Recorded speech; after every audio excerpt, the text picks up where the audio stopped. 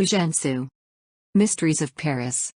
Joseph Marie Sue, known as Eugene Sue, is the most notable French exponent of the melodramatic style in fiction. Sue was born in Paris on December 10, 1804.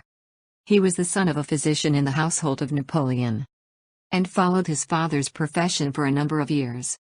The death of his father brought him a handsome fortune, upon the receipt of which he devoted himself exclusively to literature. His first novel, Chourineur, the Pirate, which appeared in 1830, was only in a small measure successful. It was followed in quick succession by 4 others, but with like results. His next attempt was the quasi-historical Jean Cavalier. About this time Sue became imbued with the socialistic ideas that were then spreading through France, and his attempt to express these in fiction produced his most famous work, The Mysteries of Paris, which was published in 1842. The story first appeared as a feuilleton in the journal Des Débats. Its success was remarkable, exceeded only by its tremendous popularity in book form. The Mysteries of Paris is partly melodrama. It has faults both in construction and in art. Its characters are mere puppets, dancing hither and thither at the end of their creator's string. Yet withal the novel brought about many legislative changes in Paris through the light which it cast on existing legal abuses. Sue died on August 3, 1859. Part 1 Summary. One cold, rainy evening towards the end of October 1838, a man of athletic build wearing an old straw hat and ragged serge shirt and trousers dived into the city ward of Paris, a maze of dark, crooked streets which spreads from the Palace of Justice Notre Dame. This district is the mint, or haunt of a great number of low malefactors who swarm in the low drinking dens. The man we noticed slackened his pace, feeling that he was on his own ground. It was very dark and gusts of rain lashed the walls. "Good afternoon, La Goualeuse, sweet throat," said he to one of a group of girls sheltering under a projecting window. "You're the very girl to stand some brandy." "I'm out of money, Slasher," said the girl trembling, for the man was the terror of the neighborhood. He grasped her arm, but she wrenched herself loose and fled down a dark alley, pursued by the ruffian. "I'll have you," he exclaimed after a few seconds as he seized in his powerful hand one altogether as soft and slight. "You shall dance for it," a masculine voice broke in, and under the soft delicate skin of the hand the Slasher felt himself grasped by muscles of iron. For some seconds nothing was heard save the sounds of a deadly strife. The struggle was short, for the ruffian, although of athletic make and of first-rate ability in rough-and-tumble fights, found he had met his master. He measured his length on the ground. Burning with rage the Slasher returned to the charge, whereupon the defender of La Goualeuse showered upon the cutthroat's head a succession of blows, so weighty and crushing and so completely out of the French mode of fighting that the Slasher was mentally as well as bodily stunned by them and gave up, muttering, "I'm floored." Except the skeleton with his iron bones and the schoolmaster, no one till now could brag of having set his foot on my neck. "Well, come and drink a glass and you shall know who I am," said the unknown. "Come, don't nurse a grudge against me." "Bear malice? Not a bit of it. Your best man, make no mistake." The three, now upon the best terms, directed their steps towards a tavern. As the unknown followed his companions, a charcoal seller approached him and whispered in German, "Be on your guard, your highness." The unknown waved his hand carelessly and entered the tavern. Over their drinks the three related to each other their histories. The Slasher was a man of tall stature, with light hair and enormous red whiskers. Notwithstanding his terrible surname, his features expressed rather brutal hardihood and unconquerable boldness, than ferocity. In his childhood he had strolled about with an old rag and bone picker, who almost knocked the life out of him. He had never known his parents. His first employment was to help knockers cut horses' throats at Montfaucon till cutting and slashing became a rage with him and he was turned out of the slaughterhouse for spoiling the hides. Later he enlisted and served 3 years. Then one day the bullying of the sergeant roused the old rage and he turned on him and cut and slashed as if he had been in the slaughterhouse. That got him 15 years in the hulks. Now he was a lighterman on the Seine rafts. Sweetthroat was not over 16 and a half. A forehead of the whitest surmounted a face perfectly oval and of angelic expression, such as we see in Raphael's beauties. She was also called Fleur de Marie, doubtless on account of the maiden purity of her countenance. She, too, had never known her parents. When she was about 7 years of age she lived with an old and one-eyed woman, called Screech Owl because her hooked nose and round green eye made her resemble an owl that had lost its eye. She taunted the child with being picked up from the streets and sent her out begging, rewarding her with beatings if she did not bring her at least sixpence at night. Until at last she ran away from Screech Owl and hid in a woodyard for the night. Next day she was found, taken before a magistrate and sent to a reformatory as a vagrant until she was 16. It was a perfect paradise compared to Screech Owl's miserable roost. But when she came out she fell into the hands of the ogress who kept the inn they were now in. The clothes she stood in belonged to the ogress, she owed her for board and lodgings and could not stir from her or she must be taken up as a thief. Rudolph, for so we shall call the defender of La Goualeuse, listened with deep interest to her recital, made with touching frankness. Misery, destitution, ignorance of the world, had destroyed this wretched girl, cast alone and unprotected on the immensity of Paris. He involuntarily thought of a beloved child whom he had lost, who had died at 6, and would have been, had she lived, like Fleur de Marie, 16½ years old. Rudolph appeared to be about 36, tall, graceful, of a contemplative air, yet with a haughty and imperious carriage of the head. In other respects he sported with ease the language and manners which gave him a perfect resemblance to the ogress's other guests. He represented himself as a painter of fans. Presently the schoolmaster entered the inn, with a woman. He was a powerful, fleshy fellow with a face mutilated and scarred in a most horribly repugnant fashion. The woman was old and her green eye, hooked nose, and countenance, at once reminded Rudolph of the horrible woman of whom Goualeuse had been the victim. Suddenly seizing his arm, Goualeuse whispered, "Oh, the owl. The one-eyed woman." At this moment the schoolmaster approached the table and said to Rudolph, "If you don't hand the wench over to me, I'll smash you." "For the love of heaven, defend me," cried Goualeuse to Rudolph. He rose and was about to attack the schoolmaster when the charcoal dealer rushed into the inn, and coming up to him whispered in German, "Your Highness, the Countess and her brother are at the end of the street." At these words, Rudolph threw a louis on the counter and hurried towards the door. The schoolmaster attempted to stop him but fell heavily under 2 or 3 blows straight from the shoulder. Soon after he had gone 2 strangers entered, one in a military frock coat, the other easily detected as a woman in male attire. She was the Countess Sarah MacGregor. They ordered drinks and proceeded to make inquiries after Rudolph. When they left, the schoolmaster and the Screech Owl followed them and robbed them in a dark street. But they suffered the robbery quietly and even offered the ruffian and his woman more to lay a trap for Rudolph. They parted, but an invisible witness, the slasher, had been present. Alarmed at the perils which threatened his new friend, he resolved to warn him. Part 2 Summary. On the morrow Rudolph again made his way to the tavern and met the ogress, with whom he had a short conversation which resulted in his paying La Goualeuse debts to the old hag and taking the girl for a drive in the country.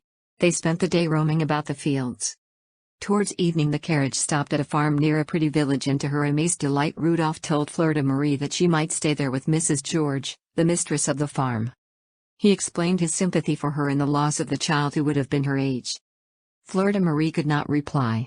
She seized his hand, and before he could prevent her, raised it to her lips with an air of modest submission. Then she followed Mrs. George, who was to play the character of her aunt. Before he left, Rudolph said to Mrs. George, "Marie will at least find a corner in your heart?" "Yes, I shall devote my time to her as I should be giving it to him," she said with emotion. "Come, do not be again discouraged. If our search has been unsuccessful hitherto, perhaps. May the good God help you, Rudolph. My son would now be 20. His father would never reveal whether he lives. Since he was condemned to the galleys, entreaties, prayers and letters have all been unanswered." The next day Rudolph heard from the slasher of the plot against him and arranged to meet the schoolmaster on the pretext of having a profitable business on hand. The prospect of gain overcame the schoolmaster's suspicions, and he and Screech Owl met Rudolph in an inn. Rudolph unfolded his scheme of entering a house in the Allée des Veuves, the residence of a doctor gone into the country. The schoolmaster agreed, but insisted on their remaining together till the evening. On leaving the inn Rudolph dropped a note, which he saw picked up by the pseudo-charcoal dealer, now attired as a gentleman. The three retired to an inn of evil appearance, while Screech Owl went out to reconnoiter the house and grounds. She returned to the inn with a favorable report. Suddenly the schoolmaster threw himself on Rudolph and hurled him into the cellar, locking the door behind him. Rudolph's efforts to free himself were in vain. For hours he lay there, gasping for breath. Suddenly, when he was about to suffocate, the door was broken open, and he felt himself fainting in the arms of the slasher. When Rudolph recovered consciousness, he was in his house, attended by his doctor, a Negro and the slasher. The schoolmaster and the screech owl had come to enter the house.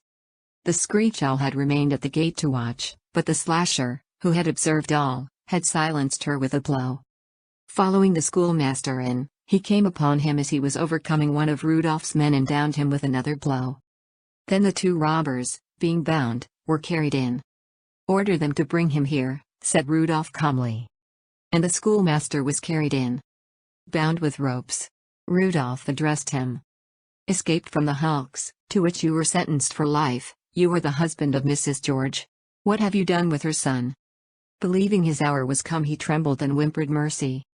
He confessed all, even his crimes, his murders, speaking now in the grammatical French of his guiltless days. He lived in the Rue du Temple, where he passed as François Germain. He left there, now I do not know where he is. "Good, your life shall be spared. But I will paralyze the strength you have criminally abused. Dr. David, do as I have told you." The schoolmaster was seized by two servants and carried into another room. A few minutes later he was brought back. "You are free," said Rudolph. "Go and repent. Here are 5,000 francs. You are harmless." The two men loosened the cords which bound him, then took a bandage from his eyes. He sprang up in rage and terror, then falling back, cried in agony and fury, "I am blind." 3. Rudolph was the reigning Duke of the German state of Gerolstein. While he was a boy, a Scotch adventuress, Lady Sarah Macgregor, and her brother, Sir Thomas Satan, had appeared in the little German court and begun an intrigue that resulted in a secret marriage between Sarah and Rudolph. The old Duke, then alive, on hearing of this annulled the marriage. To his son he gave a letter from Sarah to her brother, betraying her cold-blooded ambitions. The young prince's love had frozen. Sarah gave birth to a child in England, whither she had fled. To all Rudolph's appeals for this child she gave no answer. She had turned it over to Jacques Ferrand, a notary in Paris. 6 years later he reported the child's death, and both parents believed their unhappy daughter to be dead, though she was, in fact, the unfortunate Fleur de Marie. It was Sarah who now, having learned of Rudolph's presence in Paris, had hurried hither to seek an interview with him, hoping to effect a reconciliation. Now that the old Grand Duke was dead and Rudolph sovereign prince of Gerolstein, Rudolph was known for his fondness for strange adventures. And Lady Sarah had hoped to catch him during one of his visits to the lower quarters of the city, seeking any aid, however low. Rudolph, grateful to the slasher for saving his life, presented him with an estate in Algiers, and the following day he set out for Algeria. Rudolph was determined to find the son of Mrs. George, the unfortunate wife of the schoolmaster. He had saved her from starvation and he meant to satisfy the great longing that still possessed her. But for some while he had no real success. Meanwhile, unknown to Rudolph, a misfortune had come to Fleur de Marie. While on a visit to a neighboring farm one evening she was suddenly seized by Screech Owl and the blind schoolmaster and carried off to Paris. They forced an oath of secrecy from her and liberated her near a police station. Screech Owl then informed the police that a vagrant had passed down the street, and Fleur de Marie was arrested and sent to Saint Lazare. A forged note was sent to Mrs. George, appearing to be signed by Rudolph. Fleur de Marie's abduction had been caused by Sarah, who, believing Rudolph too much interested in her, decided to rid herself of a possible rival. Screech Owl was her tool. Rudolph learned of Germain's address through a second-hand dealer who had bought his furniture. He was employed as cashier in the office of a notary, Jacques Ferrand. Rudolph had heard evil reports of this man, though he was highly respected and known as a pious man. When Rudolph finally attempted to communicate with Germain, he learned that the young man had been accused of theft from notary Ferrand and imprisoned. Screech Owl conceived of a scheme to blackmail the notary Ferrand. His housekeeper, 10 years before, had turned over to her a child which she was to care for in consideration of 1,000 francs. She obtained an interview with Ferrand, but he denied all knowledge of the child.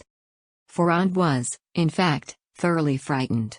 He learned that Fleur de Marie was in Saint Lazare, and determined to paralyze Screech Owl's threats by removing Fleur de Marie. On an island in the Seine lived a criminal family, the Marshalls, who throve by thieving and murder. With Nicholas Marshall, Ferrand arranged that Marie was to be conducted across the river and upset. His housekeeper met the girl at the prison door after the notary had procured her release and pretending she had come from Mrs. George, brought her down to the river. Once on the shore, the old woman signaled, and 2 boats came from the island. Fleur de Marie felt an instinctive uneasiness on beholding the foul face of Nicholas Marshall. But she seated herself in the boat with the old woman. And they shot out into the stream. Half an hour later 2 gentlemen strolling along the opposite riverbank saw the body of a young girl floating by and rescued it. One was a doctor. Discovering signs of life, he set to work and presently a faint glow of vitality revived. Then she was carried to his home. That same night Screech Owl appeared at the home of Countess Sarah, keeping an appointment. Lady Sarah took the creature into her private room and locked the door, leaving open only the passage from the garden whence they had entered. "Listen," said the Countess, "I want you to find me a girl of about 17. One who has lost her parents very early, of agreeable face, and a sweet temper." Screech Owl showed her astonishment. "My little lady, have you forgotten La Goualeuse?" "I have nothing to do with her," said Lady Sarah impatiently. "But listen a moment. Take La Goualeuse, she was only 6 years old when Jacques Ferrand gave her to me, with 1,000 francs, to get rid of her." "Jacques Ferrand?" cried Sarah, "the notary?" "Yes, what of it?" "10 years ago? Fair? With blue eyes?" "Yes." "Ah, mon Dieu! Mon Dieu!" cried Sarah, falling on her knees. Suddenly she rose. Hastily opening a secretary, she took from it an ebony casket, which she opened. She took from it diamond necklaces and bracelets, throwing them on the table in her hurry to reach the bottom. "Is this she?" she cried, producing a small miniature. "Yes." Sarah took out paper and pen and began writing. "Come," she said, "as you dictate, so I write. A written declaration." She did not finish. Screech Owl brought down her arm and her dagger entered Sarah's back between the shoulder blades. She threw out her hands and fell forward on the table. Hastily gathering the jewels, the murderess slipped through the door into the garden and escaped into the dark streets. That night the police made one of the most notable hauls of the year. They captured a group of notorious criminals in the act of murdering a diamond agent in a low-class resort on the banks of the Seine. Among them all the Marshall family. In the cellar they found the blind schoolmaster chained to a pillar. He had been confined there by his former comrades, who feared that in his helpless state he might fall under the care of honest people and reveal to them the habits of his associates. He was mad. In his arms he gripped, almost crushed, the dead and mangled body of Screech Owl, who, seeking to escape down the cellar, had stumbled within the captive's reach. 4. For some days Jacques Ferrand's clerks noticed in the notary a curious change. He denied admission to his clients, though they knew his interests suffered heavily thereby. His face thinned, his temples hollowed, his complexion became ghastly yellow. In constant company with him was a red-bearded man, known as Bradamanti. Then came the announcement that Germain had been freed from prison, the charges against him being dropped. Also that Monsieur Ferrand gave 1,000,000 francs to found a working men's bank where the poor could borrow without paying interest. Germain was to be cashier. Ferrand's sufferings were intense. Bradamanti, discovered in a criminal act by Rudolph, was now his slave, and acted as his agent. Both were watched by a well-concealed circle of spies. Bradamanti forced Ferrand's system of restitution, under Rudolph's directions, who had succeeded in obtaining from the notary by a trick papers which proved his crimes and guilt. This was his punishment. A miser, he must give, and, always a pious fraud, he was now compelled to place all his money in trust with the good, simple old abbé he had long deceived. By chance Rudolph now learned of the absence of the girl and the deception that had caused Madame George to make no inquiries. He suspected truly that La Goualeuse abduction had been instigated by Sarah. Suddenly an idea burst upon him. Looking over the papers taken from Ferrand, he saw that the notary had reason to fear the existence of a certain child he had turned over to Screech Owl 10 years previously. These suspicions changed to conviction when he learned that on the day of Marie's release a woman had been drowned in the Seine. So great was his rage that he now determined to revenge himself doubly on the criminal notary. The Countess Sarah was recovering slowly. Rudolph, believing her to be dying, consented to visit her. He found her dressed and decked in her jewels, but pale and weak. "Rudolph, I am dying," she said. "I have something of great importance to tell you." Her agitation was intense. "Our child is not dead," burst from her suddenly. "Our child? I tell you, she lives." "Enough, madam, you cannot deceive me." I know your schemes. But listen, I have proof. She cried eagerly. I have told you the truth. You remember I had left the child with my notary to superintend her education. He was false to me. She had not died, but was disposed of to a woman known as the Screech Owl, and... No. No. I do not believe you. I do not wish to believe you. See, she continued, here is her portrait. He seized the miniature. Yes, in the child's face were recognizable the blue eyes, the oval face, the fair hair, so familiar to him in Fleur de Marie. God! He cried, you wretched woman. La Goualeuse, our daughter. Found, only to lose her again. Dead. No, she lives, Rudolph. Pity. I die. Your child is dead, murdered. May the knowledge curse your last moments. And he rushed from the house, leaving Sarah in a fainting condition.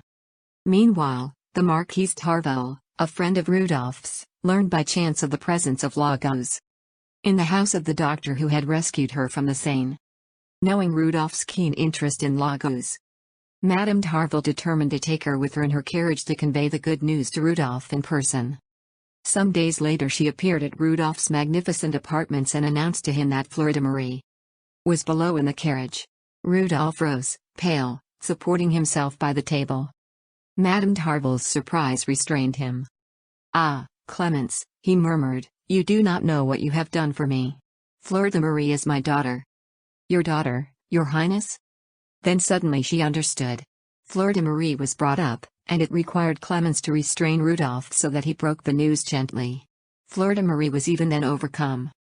For she had loved Rudolph as she would have loved her God. Sarah died soon afterward. Rudolph asked Clemence Tarvel to become mother to Marie, now the Princess Amelia. And they returned to Germany. On setting out they passed in their carriage through a crowd attending an execution. Several criminals in the crowd, recognizing Rudolph, attempted to attack him. Suddenly a man sprang forward in his defense, but was stabbed by one of the crowd and fell dying. It was the slasher. I could not go to Algiers, he murmured. I wished to be near you, Monsieur Rudolph. A noble prince sought the hand of the Princess Amelia, but she, feeling her past degradation, retired to a convent, where she died, beloved by all, mourned deeply by Rudolph and Clemence. Forant, the notary, died in convulsions, killing Brodemondie with a poisoned dagger. Germain, restored to his mother, married happily, his wife's dowry coming from the prince. End of the story. Thank you.